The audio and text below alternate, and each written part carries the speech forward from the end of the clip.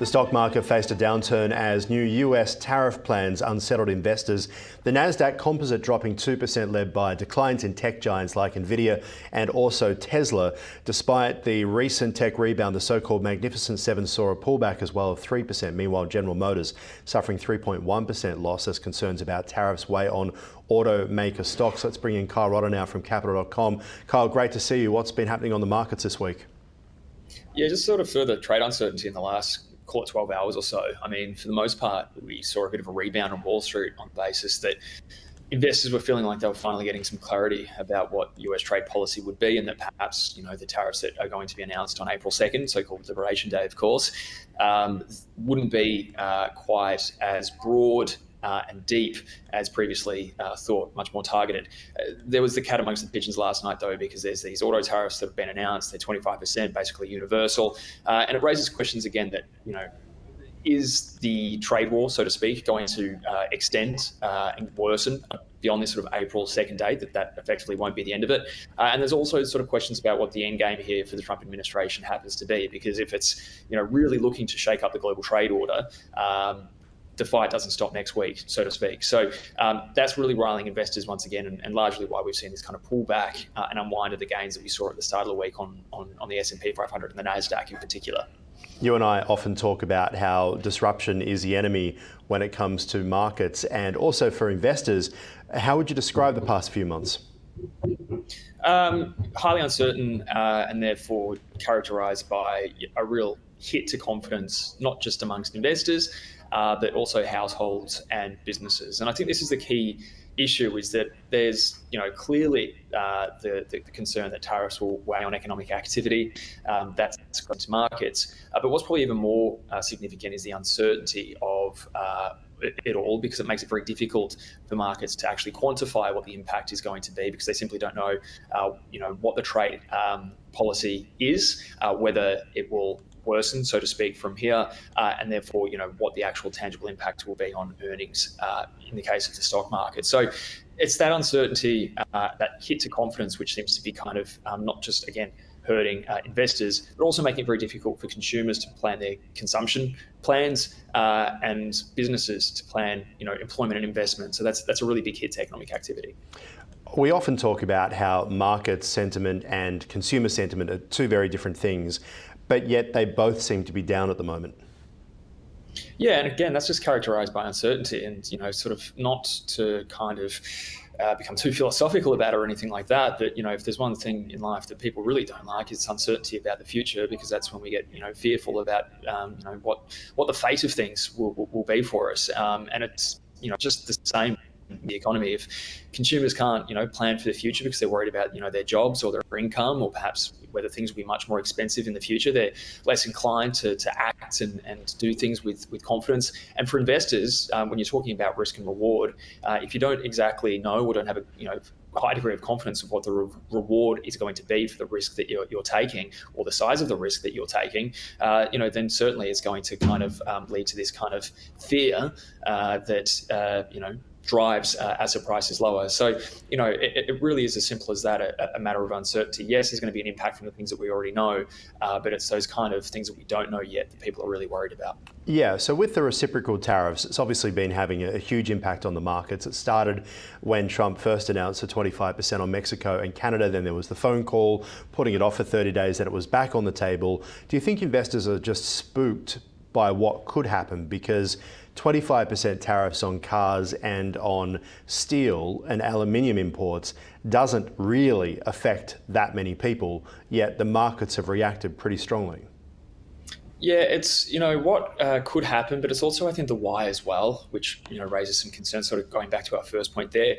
The what could happen part is the off again, on again sort of element. So, businesses can't really plan with any kind of certainty, for example, and make big investment decisions, or again, for consumers, they're not able to sort of plan their finances for the future because they don't know what it's going to look like, because every day it sort of changes. The other element, though, and this is probably a little bit more for investors and businesses as well, is that, what's the end game here? There's no real clear indication indication yet as to what the administration is trying to achieve. If we go back 3 or 4 months ago when the markets were rallying on the Trump, election and a Trump second term, everyone was kind of playing up the prospect there's going to be tax cuts and deregulation. Yeah, he's threatening tariffs, but it's going to be a negotiating tool, so we don't have to worry too much about that. It doesn't appear that he's actually using it for a negotiation tool. So the question becomes, what is he trying to do? And if he's trying to basically shake up the global trade order, turn the US into a much more sort of mercantilist, sort of autarkic kind of economy rather than sort of the one characterized by free trade for a very long time, then that's a significant structural change to the global economy that is going to have an impact on investors. So the fact that we, again, don't know what the policy is or what the policy endgame happens to be just contributes to that uncertainty and that further volatility. Yeah, very much so. All right. Britain's Finance Minister Rachel Reeves has revealed substantial spending cuts to address a budget shortfall amid stagnant growth and rising borrowing costs as well. To prioritise working people, she's explained the need to reduce debt and borrowing in the years ahead. Welfare cuts outlined last week expected to save about £5 billion and support job initiatives. She remains pretty committed to fiscal rules, ensuring sustainable public debt and robust economic growth, with the Office for Budget Responsibility slightly downgrading British growth forecasts while projecting improvements in subsequent years. Let's bring in Kyle Rodder, who's joining us from Capital.com. Kyle, when we have a look at how the British Labor government is handling the economy compared to what we saw in the budget from the Australian government, which is tax cuts and more spending, how would you look at the two? They're dealing with different economic circumstances largely, as well as a different state of public finances. And if you look at what has been the concern in the UK over the last few years, is that effectively they're growing public debt at a level that is unsustainable, and that the economy is not strong enough and certainly not productive enough to be able to continue to service that debt in any kind of a way that sort of points to fiscal sustainability.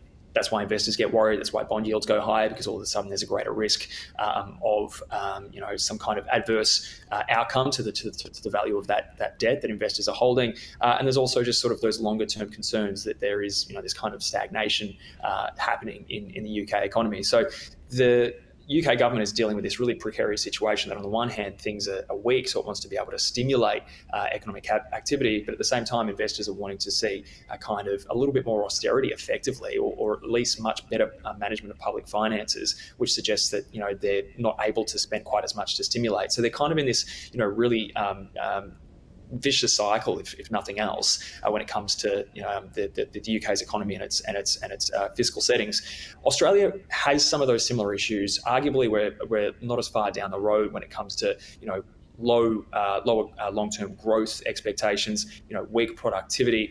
But what we do have in Australia is a much more fiscal space to be able to work with. And no one's really concerned that much about Australia's debt levels. If you compare it to the UK, about 100% GDP ratio on a gross basis. In Australia, it's like 35%. So we don't have quite the same problems. Our issues here are more about, okay, we've had 30, 40 good years of pretty good luck. And, at some points, fairly sound economic management. But we're not really setting ourselves up for the future, and we're just kicking the can down the road. That's our problem here. There aren't as many market constraints or investor concerns as a result of that, but it still shows that if we don't get on top of things, at some point in the future, we could be running into similar issues to the UK, although it's going to take a little while to sort of see the debt levels accumulate that they've obviously that they've seen in over there over the last couple of decades.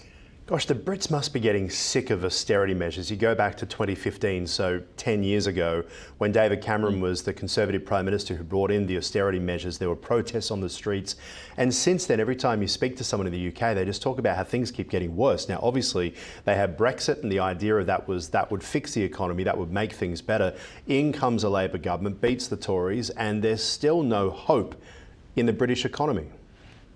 Yeah, I mean, I was over there at the end of last year, and someone, a journalist, actually sort of said that, maybe lesser extent to London, but certainly outside of London, that everything's in kind of decline. There's just a real sense of pessimism about the future, and that things are not going in the right direction. I think this is actually the really important point to make, which actually does tie into the Australian budget and the Australian situation, is that we can talk about kind of counter-cyclical policy, like how do you sort of spend out of a recession, or perhaps manage inflation when it rears its head, or the sort of appropriate level for interest rates to ensure, obviously, investment and appropriate economic activity. But in the long run, the really important thing is sort of structural policies that mean that your economy is growing growing in a strong way in the long term, that long-term growth rates are solid, and that we're looking at an economy that is largely productive, dynamic, and all those sorts of things. Lots of buzzwords, really, really difficult to achieve, really, really hard to sort of implement policies to change things overnight. But if you compare it to the United States, which for better or worse has actually remained a very, very productive and very, very strong economy over the last, say, 8 or 9 years in particular, they're kind of chalk and cheese. So the UK is really dealing with a situation now that there's just not like a fiscal lever that you can pull, or a monetary lever that you can pull to kind of boost things. You're talking about just the real structural elements of the economy that are just weak and are sort of weighing on those longer term growth expectations. That doesn't change overnight. It takes a lot of tough decisions from politicians, which they obviously don't like to make, or it's very unpopular to make. And that's the kind of cautionary tale in Australia, that if we don't sort of deal with our own productivity issues, deal with the issues that we have about an aging economy in the sense of what we do and how we do it, then we're going to eventually run into this sort of problems ourselves, and that all impacts living standards. That means that's a more divided polity, all the kind of social issues that you sort of see emerging, in the places like the UK and parts of Europe, which led to the rise of really virulent populism and all those sorts of things. I do understand the differences, of course, between the Australian and the British economy, but one thing I would say is that the British economy, they're kind of the leaders in the push away towards globalisation, the push towards, I guess, white-collar workers we saw during the GFC, when that became a real problem, right? Get rid of your car manufacturing, get rid of your coal mining, and now they're obviously pushing very strongly for net zero really fast, and they've come under a lot of scrutiny for that.